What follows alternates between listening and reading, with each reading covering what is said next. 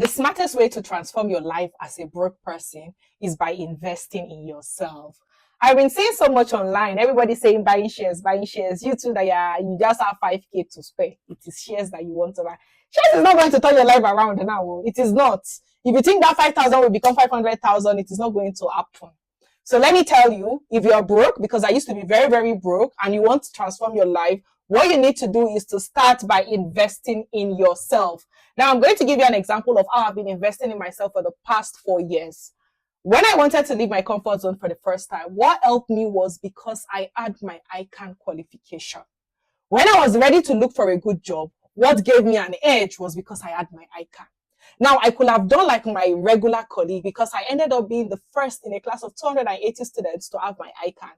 And that was because when others were reading, I decided to gamble. I was like, you know what? I can do this. I have 2-1, so I should be able to. I committed myself to start writing the exam as soon as possible, and I got it. So when it was time for me to start looking for a job outside my comfort zone, that became my leverage. It helped me. But two is have a very good grade, or I don't know what you're bringing to the table. Why am I saying this? When I wanted to move again from Lagos to Morocco for my master's, what set me apart was also because I had a very good grade that I graduated with. I remember during my interview, I also talked about some things that I was doing informally, which was like my brand, financial literacy and stuff. It also made me stand out during my interview. And they're like, okay, this person is not just working, she's also doing something. She seems entrepreneurial, right? And that was why they also gave me the admission.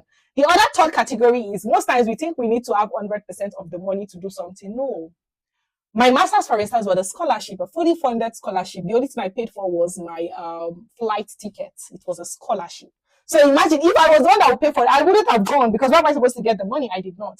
When I wrote my CFA level 1 exam, I didn't finance it myself as well. What I did was I saved for the down payment and then I applied for scholarship and I got the CFA Access Scholarship. And that was how I wrote my CFA level 1 and passed it. I did not need 100%. As a broke person, I cannot even get 100% of the money, right? That is how I found it. Now, I did the same thing for my AFM examination to become an advanced financial modeler. I also applied for a scholarship and that was what I got. And all I brought to the table was my time, my knowledge, my commitment, right? So if you're broke and you want to transform your life, find ways, free ways, if possible, to improve yourself, to improve your capacity, because that is what is going to give you more money, right? Also, save your down payment. Before anybody will invest in you, you need to invest in yourself. Before anybody will give you 1 million, they need to see that you have 2 million or you have 500,000 before they will bring something for you, right? So if you want to transform your life, start investing in yourself, personal development, skill development.